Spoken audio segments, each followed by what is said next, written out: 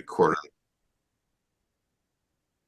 And welcome back here to the Disruptive Issues Podcast. I'm your host, Dr. Raymond Pateron, and here we are for another episode of Ask the Oligarchy. I have the Oligarchy online, and we have some pretty interesting topics today. So without further ado, hello, Oligarchy. How are you today? I'm doing fine, and I appreciate you asking me to participate in your podcast. Today, I'd like to talk about revisionist history. A great example of that is what Netflix is calling a documentary series. And when you hear the term documentary series, you're thinking of, well, this is kind of a factual thing that we're going to see. And what it is, the title of it is Queen Cleopatra. Now, I turned this on because I'm fascinated by history, and the first thing I see is this woman, Shelley Haley. I think I'm pronouncing her last name correctly. She's the chair of classics for Hamilton College. And she starts with how she had gone to school as a child and then come back and was talking to her grandmother. And she was saying that she was learning all about Queen Cleopatra. And so she then says that her grandmother said that the one thing she should know is that Cleopatra was black. Now, then the show proceeds, and you see this black woman who is portraying Cleopatra. And of course, I don't have a problem with blacks, actors or actresses portraying historical white people. A great example of that is what you see on Bridgerton, and I'll talk about that later. You have quite the diatribe. Okay, keep going. What you see, and I only watched the first episode because the show is such a travesty.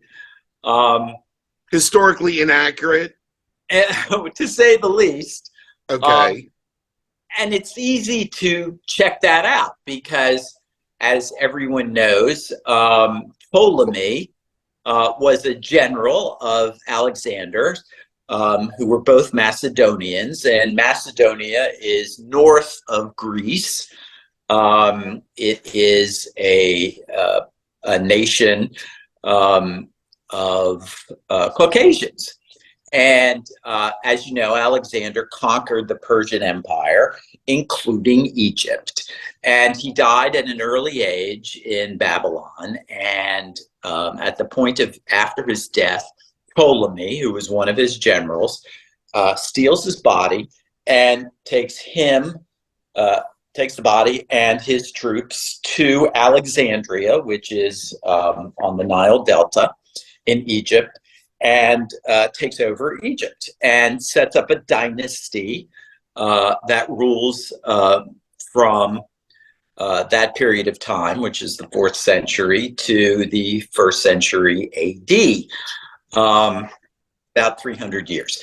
And the rest of Alexander's generals took over various parts of his empire, the old Persian Empire. So you have the Seleucids in Syria and what is modern Iraq. And then you have another group in Asia Minor, which is now Turkey. And then you have another group in Macedonia, another dynasty in Macedonia and Greece. And these dynasties married into each other, and you can trace Cleopatra, who was Cleopatra VII, back to Ptolemy. It's very easy to do. You go on the internet, you put in Cleopatra VII, and then you go to predecessor, and then it identifies Ptolemy the 12th. Well, I mean, the other side is going to argue, well, that's just been whitewashed.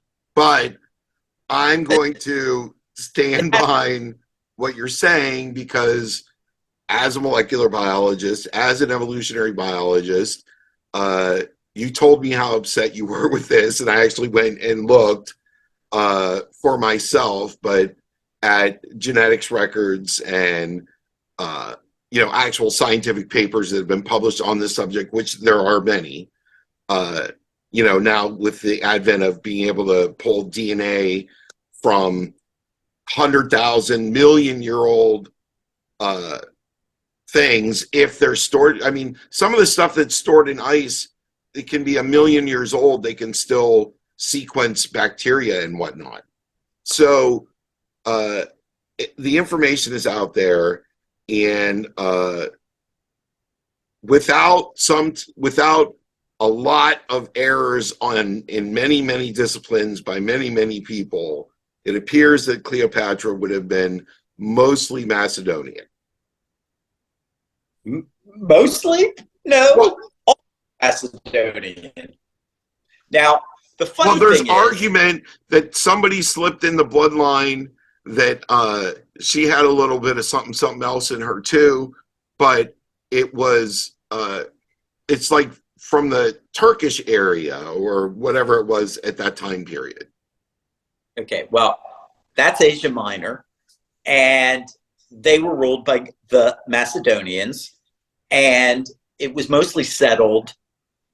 Now, there were Phrygians in Asia Minor, but the cities along the Aegean coast in Asia Minor were all Greek. So, not that I'm disputing what you're saying. All I'm saying is there is no evidence, solid evidence, that Cleopatra was Black. And I have to agree. The amusing thing, of course, is this woman is the chair of classics at a liberal arts college. And so she has to know what I know. But she misleads everyone with her opening statement. And there is no, at least in the first episode, there's nothing that would indicate that the evidence, it was clear that she was Macedonian on both sides. Though they do indicate that she was the first to learn Egyptian, that they had only spoken Greek before. Now that, to me, would lead anyone to conclude that she was Macedonian on both sides and not African. Now, well, is it safe to say it would not have upset you anything about this? Well, I mean, not anything, because you're saying there are other historical errors, and I know why that would upset you. But from the casting standpoint, if they had not said it was a docu-series and had said this is just a reinterpretation or a movie, a story about this, then no issues. Exactly. I have no problems with casting Africans or Blacks. You have no problem casting anyone as anyone. Correct. If you can do the role and do a good job in it, then do it.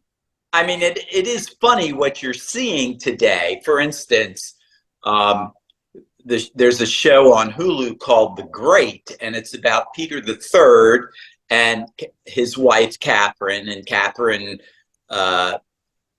manipulates the Russians into assassinating Peter III, and she becomes Empress of Russia. And they're Blacks interspersed in this show. And of course, that's ridiculous. I mean, right. There were... But it doesn't harm the show. I mean, I'm also there, like, what I hate is now everything has to be this mixing bowl. This new commercial, the new McDonald's commercial with the two old gay guys that, who's getting the last fry, Well, one of them had to be white and one of them had to be black. It's so ludicrous. It's just shoved down your throat. I mean, well, I'm not talking about that. I'm talking about that. Saying we do see many more blacks in the commercials than 5 years ago, and of course the amusing thing about that is you don't see many Hispanics, but which John Leguizamo is speaking out against. Yes. Well, in the United States, Hispanics are now much more numerous than African Americans. Yeah. And so, what you're seeing is ludicrous. But let me get back to what I am talking about. Well, let me make one more point. Just one more thing. Being as I came through universities and lived in large cities and experienced all types of cultural diversity, like I do, it does. Like when I'm watching something, if you're a good actor, it doesn't matter what you look like. There are some hideously ugly people in Hollywood, yet they are excellent actors and you love watching them. And I'm not pointing out any names, but we all know they exist. So it's not like that. And when you see things that are actually representative of what it really is actually when you feel the most comfortable. And in an average room, there is actually a pretty healthy mixture, and to see that represented, well, I really like that. But to be rewriting history is where I also have a real problem. Okay. And that's the point I want to make. This woman, who is the chair of classics, if you Google her, you will find out that while she is the chair of classics at Hamilton College, it is clear that she is pushing Black feminism in classics and critical race theory in classics. And it says that in terms of the rest. Where does critical race theory come from? I wonder, Mr. Oligarchy. Is it from the oligarchy itself? Okay, Just wondering. I am not going to speak to that. What I am going to speak about... Well, we will be speaking about it in a little minute, but okay. is how is it that this person who is allegedly an expert on classics is pushing this proposition that has no evidence in history? I mean, if you look at the pictures of Cleopatra, they're all white features. If you check the dynasty back to Ptolemy, you'll see that they're all Macedonians or Greeks, and yet the show starts with this claim that Cleopatra was Black. And of course, the funny thing is when this alleged documentary debuted, there was all of this, all of these stories about how the current Egyptians were upset with the characterization of not only Cleopatra, but everybody else being African. Right. Now, it is true that the Egyptians did have extensive trade with the Nubians, who were who lived in the Sudan, and there was a 100-year period where they raped and pillaged them. Well, yeah, they did lots of that, but the Kushites actually came because this was a period of Egyptian weakness. They actually conquered Egypt, but this was hundreds of years before the Assyrians conquered Egypt, and then Persia conquered Egypt And then, of course, Alexander conquered. I mean, you could imagine with that many being conquered that many times that, and I did see some evidence of this, but I'll find something specific and put it in the link description below. But that there would be that Egypt, by the time the Greeks took it over, would have been somewhat of a melting pot, where your average skin tone was kind of not white but not black, somewhere in between, because of being conquered so many times, having so many different races come in, and then breeding with the local population. There's no question. How pure would Egypt have been at that time? No, they were already mixed. The mixer was already running. I am not arguing with that. What I'm arguing with is if you go back. Then you understand the bloodline, and I understand, and that's why you have to agree with, because there's a bloodline, and we know where those people came from, and we know their historical records, and it's written down. Right. And these Macedonian dynasties married into each other. They didn't marry the local Egyptians. Now, I'm sure they slept with local Egyptians. Exactly. But it appears from the dynasty, if you look at the dynasty, that it was the relative heirs who, took over. It wasn't like illegitimate, half white, half black. If anything, like I said, it would be a shade. It's not going to be this. Even if we didn't have the bloodline, it would still be a shade. It would not be that she was African. No, she would have been a mutt, just like everybody else in Egypt. And of course, they don't want to say that either. Nobody does. Why? I have no idea. But, because hybrid vigor is real. And when you crossbreed people out of to more distant lines, you get stronger people. And that's just natural selection at its finest. So I don't understand it. When you oppose this Netflix documentary series with the Netflix Bridgerton, there's no question that if you're looking at Bridgerton, you know that it is fiction, as opposed to this claim that this is history. And they have as Princess Charlotte, and then as Queen Charlotte, and a black actress. And while it is kind of laughable that the wife of George III, who is a princess from northern Germany, is black, I mean, it's fine. I mean, she's a good actress, and it fits into the plot line.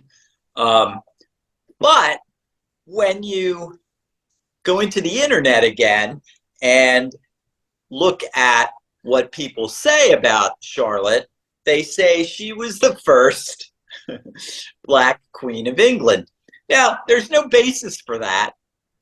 I mean, that's maybe why the producers decided to cast a black woman in this role, but there's no historical evidence that Princess Charlotte was black. Now, it is true that she had some, and this is generations before, there was some Portuguese in her family, but the Portuguese are Caucasians, though it is true that the Portugal had colonies and was involved in the black slave trade. And they had colonies in Africa, in what is currently Angola and Mozambique. But the actual race of people, we already know because of 23andMe and all of this stuff. Nobody knows their real history. Okay, I'm 7% Vietnamese. What? How is that even possible? but I am. I'm 2% Neanderthal. You're 2% what? Neanderthal. Oh, I don't think that was on my test. I'll have to look. But nobody knows. And to say that without photographs and without things that you could actually see, to say that unless you have like what you have in the case of Ptolemy, something that's like this very rigid historical record of how things went, you would have no idea of what people's, like you said, could you have gotten somebody into the Portuguese royalty that was, actually came from sex with slaves they had taken from Africa, or that they had, from relations there, and then they went through a few generations, and now this person's an eighth black, and then they're marrying into the English. Like, you have no idea. You have no idea. So in those areas, I'm sure that Vikings had a Native American DNA, and I'm sure a lot of Swedish and Denmark and people from the north probably have Native American DNA in them. Why? Because the Vikings came to the New World. They probably had sex with people there. They probably took some of their kids back. I mean, only makes sense. Okay. That's my point, that you can't really know without having photographs. So, but revisionist history as a whole, that goes on daily here in this country. Would you say that Reagan was a good president? Would I say he was a good president? Yes. He's an upstanding, fine American citizen and a good representation of our country. I would say that Reagan was an incredible improvement over the prior administration. Not my question. I understand. Jimmy Carter was a disaster. But you're using the avoidance technique. Well, the problem here is I'm not a big fan of Ronald Reagan. So, well, then say it. Why aren't you a fan of Reagan? Well, because I think that he was responsible for Gerald Ford's loss to Jimmy Carter in 1976. That if he had come out and made it clear that he was supporting Gerald Ford, the southern states would have more likely split, and Gerald Ford would have been elected, and we would have never had that disaster of Jimmy Carter. But I understand Ronald Reagan. Well, Jimmy Carter's the only president in my lifetime that can't be brought up on war crimes. So it's not all that bad. But the reason I used Reagan, though, is pretty much, with the exception of you, pretty much Republicans and oligarchical members that I know think he was great because, brought down the Soviet Union and, brought the country out of the economic depression and. However, and then he's talked about in history books as this great president, yet Iran-Contra, which even going deeper, the CIA being the crack dealers of the 80s and the crime laws that were instituted against blacks specifically because they knew the CIA was selling all of the drugs and the crack to them to fund their illegal war. I mean, that's treason. That's treason. Where do you get this? There's no evidence that the CIA was pushing crack to the black. You are fully disconnected. Please Google CIA selling crack. There are movies on it. Okay, the fact that there are movies on it means nothing. Okay, but it actually is real, and the documents are out there. It's just so long ago that no one cares anymore, except for black people that got fucked over by it. I can't wait to check this out on the internet. Please do. Please Selling do. crack. But revisionist history, it's the winner writes the history books. Well, that's the true. facts. So revisionist history is ongoing all the time. And my point that I'm trying to make is it has to stop somewhere, because it's like misinformation being passed. People are on this misinformation kick. Well, the history books are full of it, because most of it is revisionist history. Yes, Woodrow Wilson, a monster.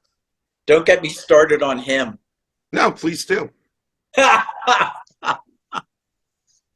Woodrow Wilson, it's so hard for me to imagine why African Americans vote almost solidly Democratic.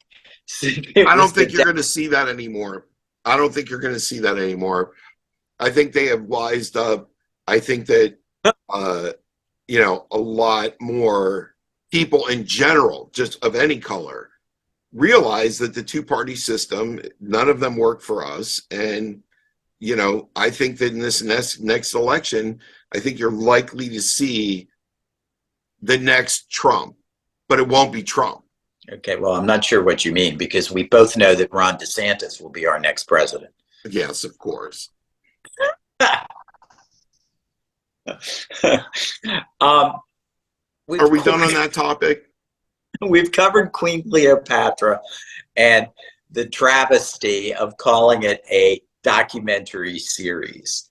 Okay. I haven't offended anyone. I don't. Does the oligarchy really care if it offends anyone? I don't think it does. Well, that may be true, but I do feel obligated to make sure that everyone knows that I am only trying to correct clear misinformation regarding this historical fact. Well, I encourage you to bring forward more historical facts that are just patently wrong and in history books, because, I'm doing the same thing. How about Woodrow Wilson is directly responsible for the Spanish flu epidemic? Save that, because I do know something about that, and you're right.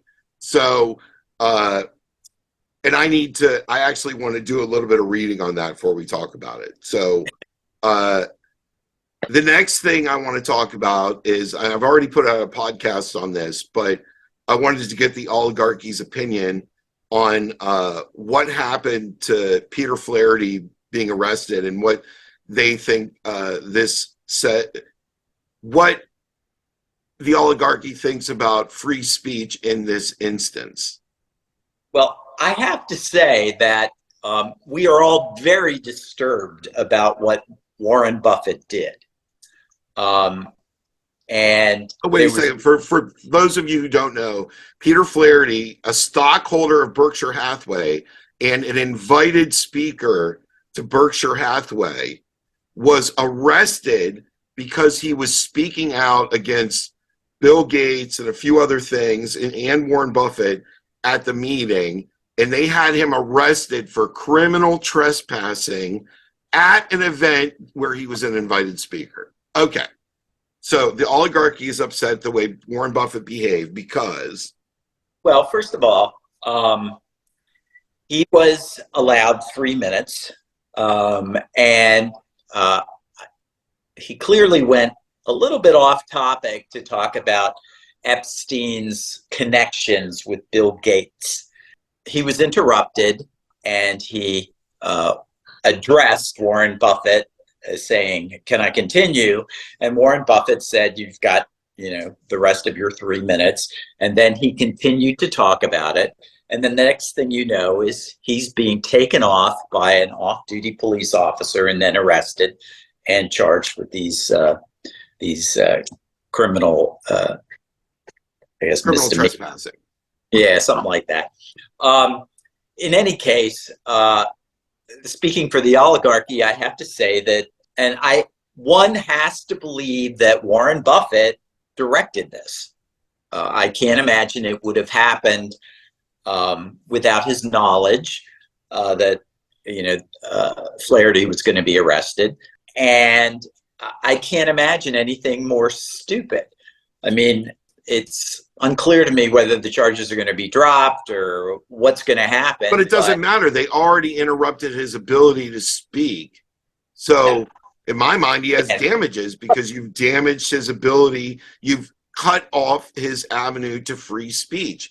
The only way this country's ever going to get back on its feet is for people to quit being such pansies and be able to have free speech. Free speech is not always comfortable, but if you're a good human being on top of it, free speech can at least be a way to communicate your issues between yourselves, and that you hopefully can still peaceably resolve your disagreements through communication. Shutting people up was never the answer. Okay. The point I'm trying to make, because you asked about how the oligarchy views this, we view this as a horrible mistake, and that if he had been allowed to go through his 3-minute speech, nobody would be talking about this. Nobody would care. There would have been no effect in terms of the stockholders' votes. But unfortunately, Buffett acted in the wrong way. And what happened to Berkshire Hathaway stock? Did anything happen? I know you own it. No, I guess I should have prefaced our conversation with saying I did own it. I've made profits from it. I buy and sell it. I do not own it now. Oh, wow. So if the market goes down 20% as predicted, if we don't get this debt ceiling fiasco fixed. Oh, they're going to solve that. Nobody's going to let us default. But, today is May 25th, and Congress is going into recess. So while I hope you're correct, I think we are dangerously near default. Now, the problem, of course, is what's going to happen between June 1st and June 15th, because June 15th is when the quarterly payments are due. But a lot of people... They're just going to pass continuing resolution, and there you go. Well, I think... I don't know. The point I'm trying to make... This is all just to scare the American people. That's it. They already know that they have to come to an agreement and raise the debt ceiling. Everybody knows this. And it's causing market instability around the world, which is always a good thing for the U.S. Because what do people have to do when the world is under this kind of stress? They almost always have to fall back into T-bills and U.S. bonds, because even today, that's still considered the safest thing. So are they it's just a saber rattle to force people into providing us more money so that we can generate more debt and being the world's policemen. But anyways. It's funny you should say that, because when you think about what the Treasury is going to have to do, the Treasury, of course, has very little leeway in terms of what they're going to do before June 15th. But the one thing they will have to do is pay interest on the bonds. And so Social Security recipients and Medicare recipients, they're not going to get paid. And so this is going to cause quite a problem in terms of this administration. It's going to cause a problem for the government as it is continuing if that happens. Right. I think that you will see, if Social Security payments are not made, you will finally see us fat, lazy Americans get off our fat fucking asses and go to the streets. No one is going to tolerate that bullshit. Well, the problem here is there's only a little bit of money left, and we have to pay the interest on the bonds because we can't let the bonds default, because that would be a disaster for the world. Whereas if you slow down the Social Security payments and whatnot, it's really bad for the individuals, and it's going to look like you're paying. Guess what? If we had that $100 billion we spent in Ukraine, this wouldn't be an issue. Okay. Let's not get started on the Ukraine, because we have to support the Ukraine against Russia. No, we don't. Cannot allow the Russians to win. This could have already been solved. You give the Donbass to Russia, they keep Crimea, which has historically always been theirs anyways, and it's over. Okay. The Donbass. And don't let Ukraine join NATO. Okay. Once again, the Donbass has always been part of the Ukraine. And however, in the last 100-something years, they're the ones that still speak Russian. They're still aligned with Russia. Oh my God. And the Ukraine had Crimea. Where are you getting this? That Crimea historically, for 400 years, was part of Russia. Catherine the Great pushes out the Turks, the Ottoman Turks, who ruled Crimea. And then Khrushchev gave Crimea to the Ukraine. The Russians just took Crimea back, and during the Obama administration, because that would have when we provoked the beginning of the Ukraine war by throwing a coup in Ukraine to get rid of Moropovich, or whatever the hell his name was. Oh my God. It was completely done as a CIA psyop, but anyways. Holy shit. The point here is, whatever happened in the Ukraine was internal, and it certainly provided no justification for the invasion of the Ukraine by the Russians. None. I never said it did. But how many more fucking people have to die? How many more people have to die when this could be just, there's no more death, that Russia has Crimea, it's their only warm water port, that's true. It's their only warm water port. The Donbass wants to be Russian, or they want to be independent, but they are fine with Russian influence. Okay. I mean, okay. So then, and then you say, no different than if Russia wanted to put their own pact with Mexico to put arms there. No NATO deal, no putting American weapons in Ukraine. It's right on their border. We would go apeshit if the Russians tried to put at the same distance from us nuclear weapon or rocket launchers in Mexico. We would be at war. The Russians are alive. The Monroe Doctrine. Remember that one? The Russians are allied and had with the communist rulers in Cuba. And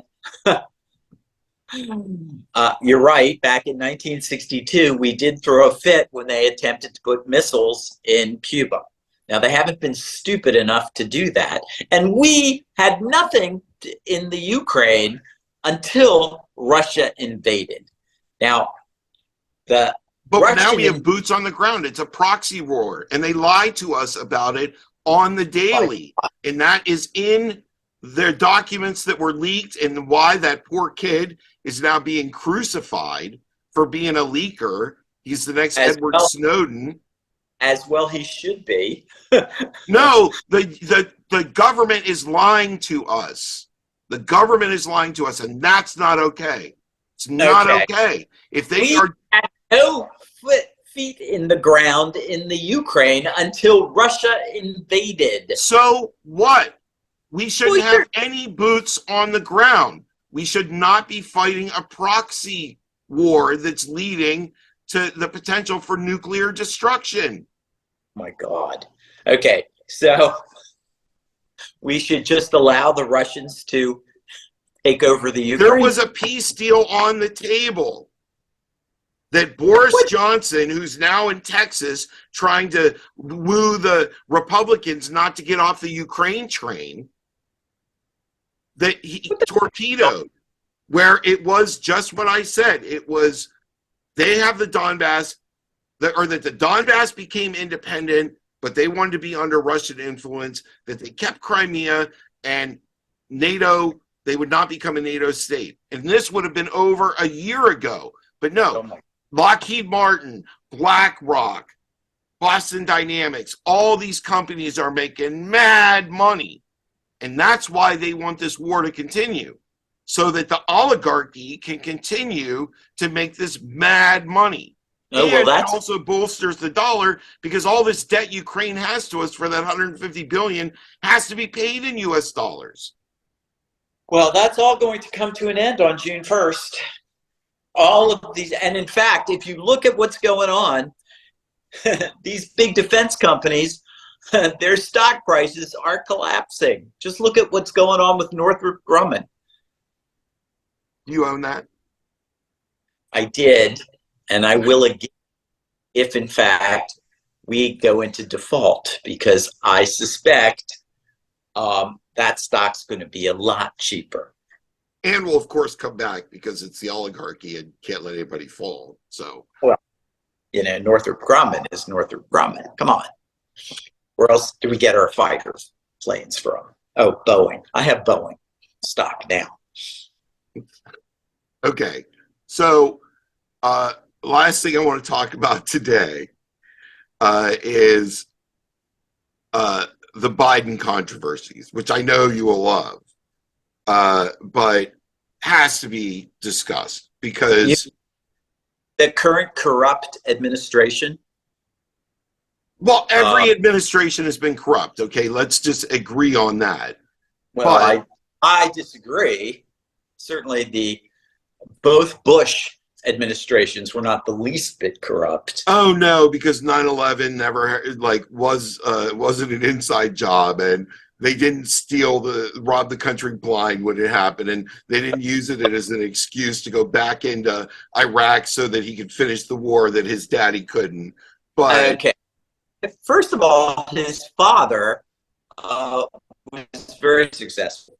Desert Storm was very successful. That Bush was not intending to overthrow Saddam Hussein, but that's a lie. They tried to kill him multiple times. They just failed. In any case, you can't gloss over that. You know that's true. They tried to kill him multiple times. They couldn't. Storm was to free Kuwait, who had been taken over by Iraq, and we successfully did that. And that was the purpose of Desert Storm. The purpose of it wasn't to overthrow Saddam Hussein. Now, even though we tried to kill him multiple times. Now, it's true that he had weapons of mass destruction, and it was necessary for his son, George He W. did not have weapons of mass destruction. That's been proven over and over and over again. Oh my God, he was killing his own people. He didn't have weapons of mass destruction. Oh, he certainly did. Now, no, the fact he didn't. To propagate that lie is ludicrous. There was never any evidence.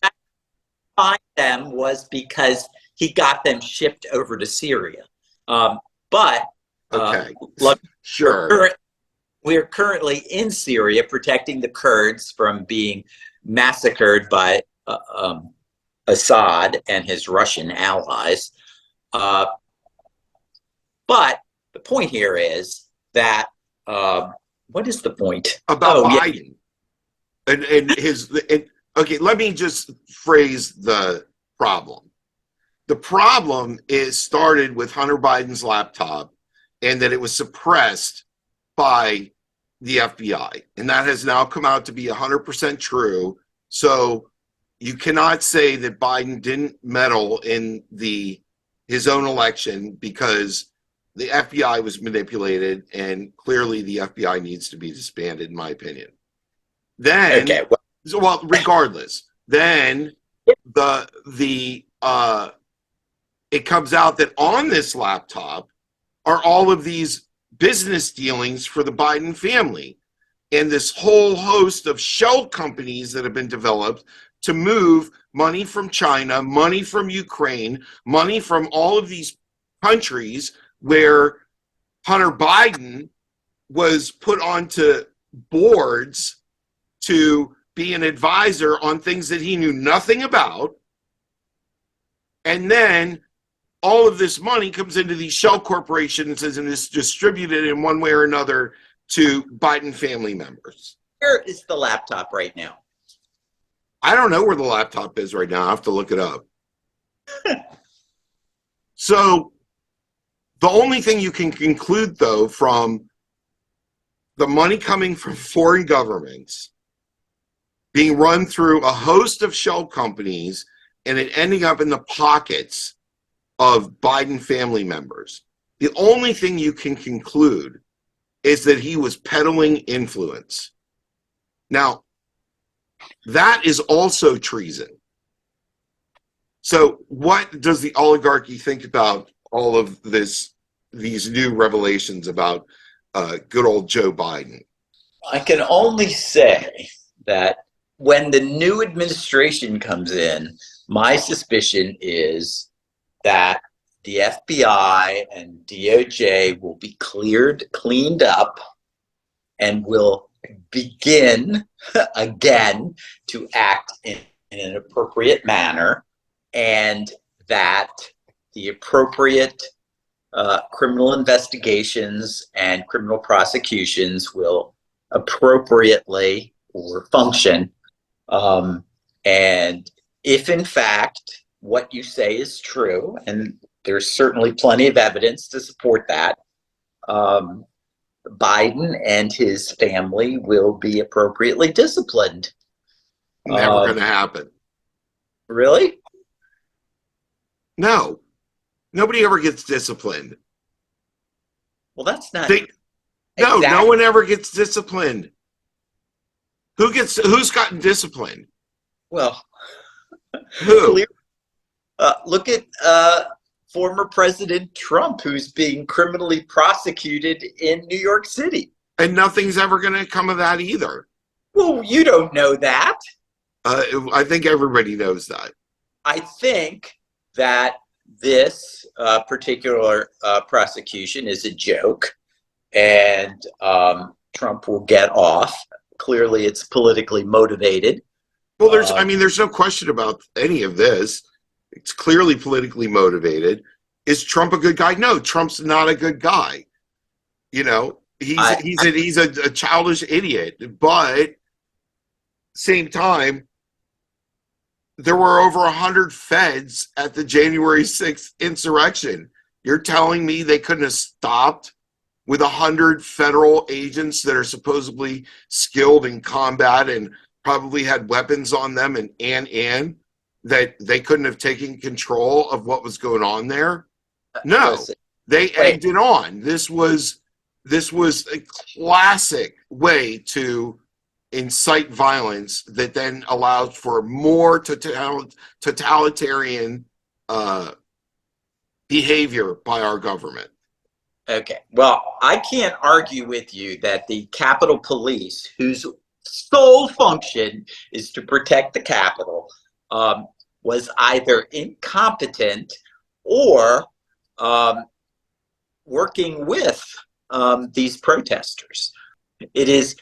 I grew up in the District of Columbia area and went to high school in the District of Columbia, a couple blocks from the Capitol. So I am well aware that the Capitol Police are designed to protect the Capitol. And the fact that they couldn't do this on this one particular day was astounding. Look, it's already known that they reduced staffing on that day. They said Trump is the one that reduced the staffing, but who knows? Okay, first of all, that's impossible because the Capitol Police work for the legislative branch. The executive branch has no control over the Capitol Police. So that is bullshit. Okay. And there were over 100 undercover agents, potentially hundreds, in this crowd. Okay. And they... No idea where you're getting that from. Agents from okay, links below. This has been put out ad nauseum at this point. Like it is from our own government. We have this information. Okay. It is from the FBI. It is from the Capitol Police. It is from the DC Police. And there's at least one other group that also had undercover agents. This is coming out in like the hearings. Okay. Undercover agents from what organizations? The FBI, the Capitol Police, the DC area police, and other places. You're saying the FBI had agents in the more than 40. Doing what? What was the purpose? They had infiltrated the Proud Boys. Okay. For what purpose? Well, good question. Because they were there, and the FBI has admitted they were there, and they didn't do a damn thing to stop it. Okay. So what does that tell you? The Capitol Police don't do their job, and allegedly these undercover FBI agents... It's not alleged. It's documented from the FBI themselves. Whatever. They don't do anything. So what went on here? A puppet show. That's what went on. A puppet show. Amazing. Yeah. I mean... that now they get to use this puppet show to put $1 billion into further protection of these bureaucrats that don't deserve anything, and that they can keep touting this January 6th insurrection as like a real thing to cause more divisiveness between people, especially red-blue. Keep that red-blue thing, fired up. It's just a propaganda piece. Hey, listen, I agree. I mean, they've blown this whole protest out of proportion. They should have never been allowed in the Capitol, and the Capitol Police should have done their job. Clearly, they didn't. And there was no reason why the National Guard the DC National Guard wasn't there, and the DC Police. There's just no explanation as to why this was allowed to happen. And of course, these sentences you're seeing, the person gets 6 years because they put their feet up on Nancy Pelosi. 4.5 years for putting your foot on Pelosi's desk. I mean, considering all the stuff she's done, the insider trading that she allows her husband to do. Okay, they're all insider trading. Now, she's the worst offender for sure, because she does better than Warren Buffett, and that bitch can't even count to 3. Yet, she can do better than Warren Buffett. So, clearly, but they're all doing it. They're all, because they won't vote against it for themselves to stop it, period. So they're all doing it. Well, there is a move in Congress to ensure that individual stock trades don't occur while you're actually in Congress. So right, but you have to. It's an impossibility, because all she has to do is tell her nephew, and now the nephew does it, and feeds her money back, and who's to know? And it's impossible to stop. You should at least make it that it's the Kevin Bacon game, and you got to go 7 degrees of separation to find it. You could at least be that careful. Well, there's no question that there's evidence that she used insider trading to enrich her husband. There's no, I'm not arguing with that. And I do point out that currently there's a bipartisan attempt to prevent congressmen from, buying individual stocks. But, the fact that you're in Congress doesn't necessarily mean that you can't, buy and sell stock. Look, it should just, if first of all, they shouldn't be full-time employees. Okay, this is ludicrous. They should not be spending 75% of their fucking day raising money.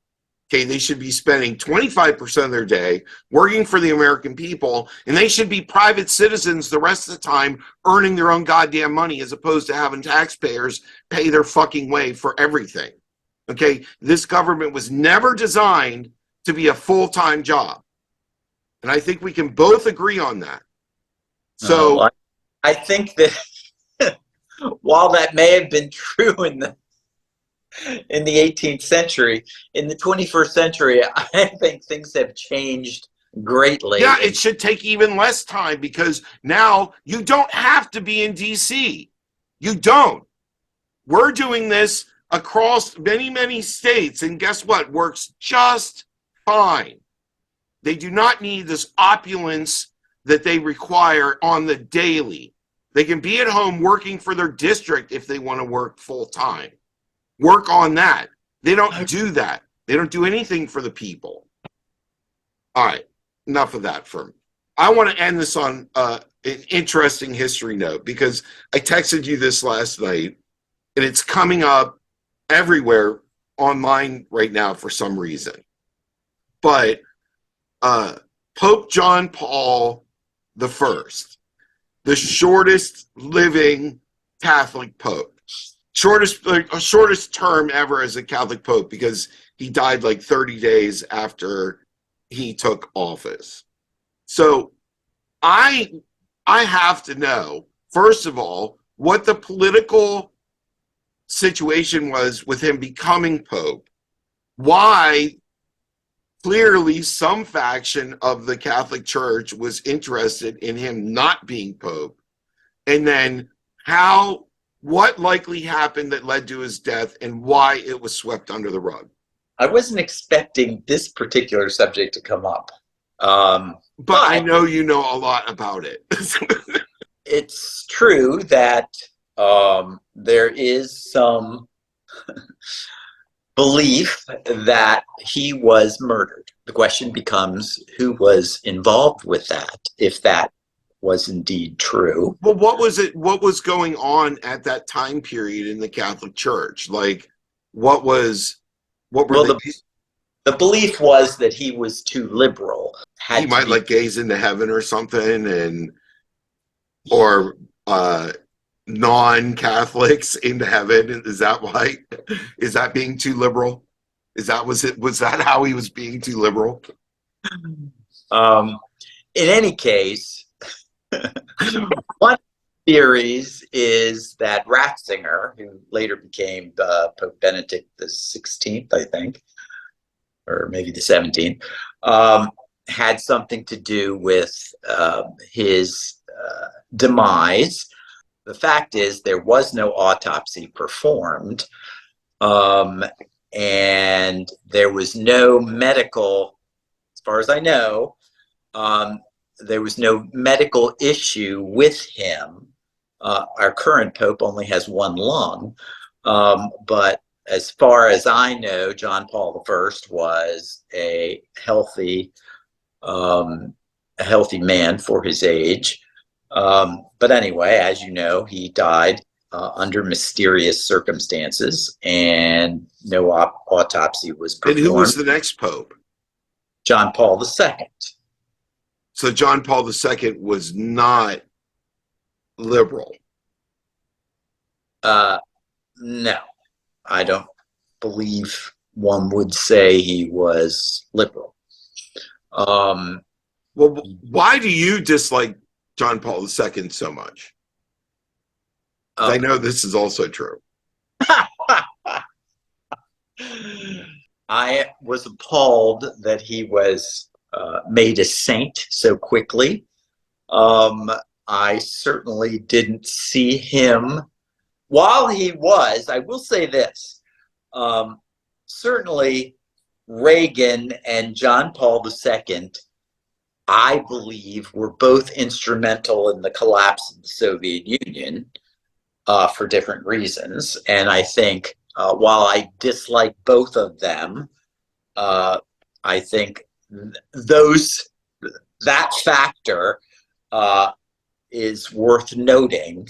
I have to say that the fact that he was elected Pope after the death of John Paul I is very suspicious. And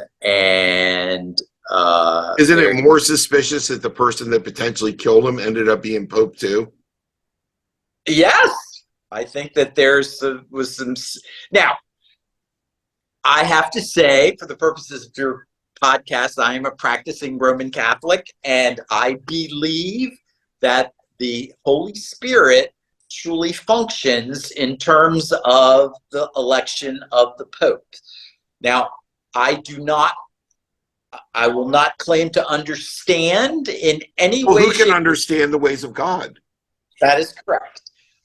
So I can't say why John Paul I died, why John Paul II was elected, and then Benedict was elected after him. All I can say is it seems very mysterious to me. I mean, popes have been murdered in the past, and it would not surprise me if John Paul I was murdered. And I have a visceral dislike for John Paul II, and certainly. But why? Why do you dislike him so? Because I believe he was involved. That's what I believe. I have no actual facts or evidence, but I have to tell you that I immediately felt that way, and I immediately believed that Ratzinger was involved. Is there a potential that a Luciferian cult has taken over the Vatican? Absolutely not. Absolutely not. The Vatican, this is the successor of St. Peter. And as we know, Jesus Christ, who is the Son of God, he said, "You are Peter, and upon this rock I will build my church." And historically speaking, we have an unbroken line of apostolic succession from Peter to the current Pope. All thanks to the Holy Spirit. Correct.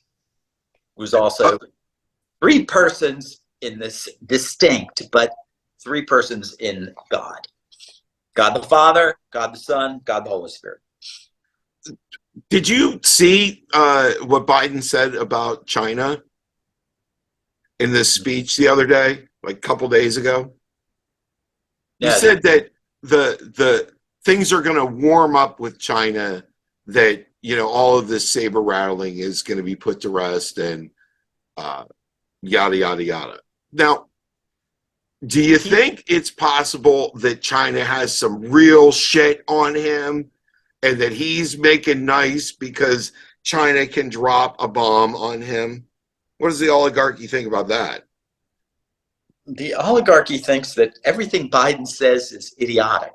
And I think the rest of the world thinks that, but anyways. I don't pay any attention to anything he says. The man should not have been elected president.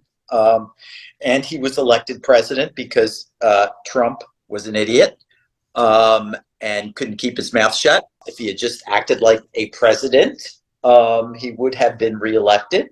As opposed to a game show host. But, you know, Trump is Trump. And so we're saddled with Biden for another, I guess, 2 years. Yeah, 2 years. Oh, it's good. In this 2 years, this is never going to end. Well, I mean, who knows? Because I look forward to our podcast after June 1st. I think we'll be very interesting times, and I will be giving you stock tips. Okay. Well, since you know that I don't invest in the stock market, But, you know, maybe people that listen to this do. Well, that would be great advice for them if they want to play that gambling game. But I'm just taking the asset that continues to grow, even if it's volatile, and that's Bitcoin, that cannot be taken by our government, cannot be controlled by our government, and gives people sovereignty to do with their money whatever they choose to, and cannot be deflated by the infinite printing of a central bank. Oh, All right. maybe for next one, we should really talk about the history of the central banks. All right. I will talk to you later. Okay, thank you. All right, Bye-bye. goodbye, Oligarchy. Goodbye. If you stayed to the end of the video, please like, share, subscribe to my channel. I'm really dedicated to using my lifetime of experiences in the sciences to help everyone have a better understanding of the world we live in. I'm also really trying to live as a creative, and to do that, I need support from people that enjoy my work. Please check out my Patreon where you can see. If you stayed to the end of the video, please like, share, subscribe, all that good stuff. I'm dedicated to using my lifetime of experiences in the sciences to help everyone have a better understanding of the world we live in. I'm also really trying to live as a creative, and to do that, I need support from the people that enjoy my work. You can check out my Patreon as well, where you can see original music and my digital art. Thanks.